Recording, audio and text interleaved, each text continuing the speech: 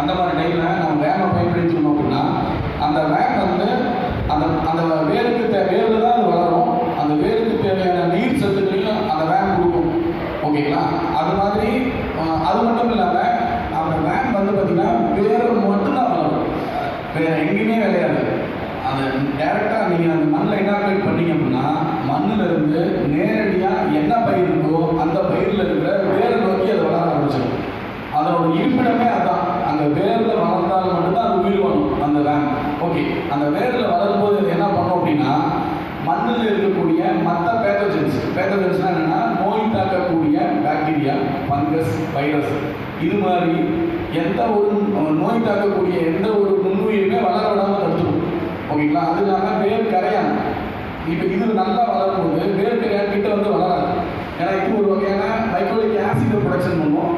அதனோட ஸ்மெல்லு, அதனோட ப்ரெசன்ஸு வேறு எந்த நுண்ணுயிருமே கிட்ட வராது, வேறு எந்த டிஎஸ்டி உயிருமே வளராது. இந்த மாதிரி ஒரே ஒரு பொருள் எல்லா வேலைகளையுமே செய்யும் அப்படின்னாக்கா அது வேன் தான். நம்மளுடைய இந்த மாதிரி விஷயங்கள்லாம் ப்ரொமோட் பண்ணல, நாம் இதெல்லாம் நம்ம சொல்கிறோம். நம்மளுடைய சொல்கிறது வந்து பார்த்திங்கன்னா இயற்கை விவசாயம் தற்சார்பு முறை அப்படிங்கிற விஷயத்தை சொல்கிறாரு. ஓகேங்களா? அவர் சொன்ன எல்லாத்தையுமே கடைப்பிடிக்கணும்னா ரொம்ப கஷ்டம்.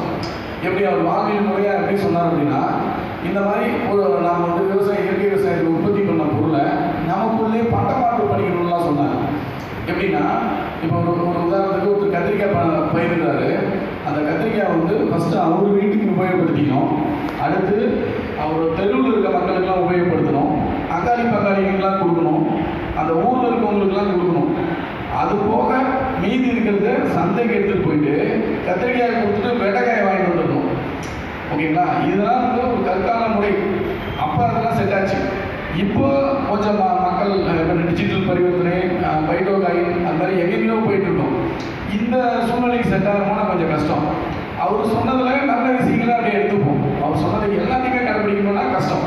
அவர் சொன்னதில் நம்ம நிறுவனம் எடுத்துக்கிட்டு இந்த 4 இனப்பொருள் உதாரணமாக நான் சொன்னேன். மீனமிலம், பஞ்சகவியா, பூச்சிவெள்ளி, ஈயம் கரைசல். அப்புறம் இங்கே 4 இனப்பொருள் இருக்குது. இந்த 4 இனப்பொருளையும் நாங்கள் நம்மளோட பேர் சொல்லி தான் வந்துட்டு இருக்கோம். ஓகேங்களா? இந்த மாதிரி நான் வந்து இயற்கை விவசாயத்தை வேறு மாதிரி பார்க்குறோம்.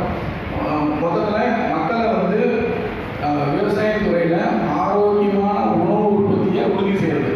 ஓகேங்களா? அவங்க மக்கள் சாப்பிட்ற உணவில் நஞ்சிலிருந்து வெளியில் வரணும். மக்கள் சாப்பிட்ற விஷயத்தில் ஆரோக்கியம் இருக்கணும். ஒரு உதாரணமாக இப்போ நாம் வந்து கத்திரிக்காய் பயிரிடுறோம் அல்லது வெண்டைக்காய் பயிரிடுறோம். நாமளே வந்து பார்த்திங்கன்னா மோனோடோபாஸோ அல்லது வேறு ஏதாவது ஒரு டெலிகேட்டு, இன்னும் நிறைய பூச்சி மருந்துகள் இருக்குது. அதெல்லாம் தான் தெளித்து அதை மேலே கொண்டு வரும். பயிராக்கி அந்த பயிரிலிருந்து அறுவடை எடுத்துகிட்டு வரும். அந்த அறுவடை பண்ண வெண்டைக்காயோ கத்திரிக்காயோ இல்லை தக்காளியோ நம்மளோட குழந்தைங்களுக்கு நம்ம தைரியமாக கொடுக்க முடியுமா? குணசேகரன் நான் இந்த கேள்வி கேட்குறேன், உங்களால் பதில் சொல்ல முடியுமா?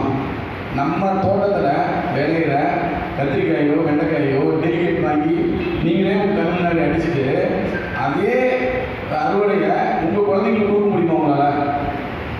ஆனால் என்ன பண்ணுறோம், விவசாயிகள் ஒரு 10 விவசாயிகிட்ட கேட்டால் 8 பேர் என்ன சொல்கிறாங்க அப்படின்னா, சரி என்ன பண்ணுறது, வேறு வழி இல்லை, அதை எடுத்துகிட்டு போய் சந்தையில் விற்றுறோம்.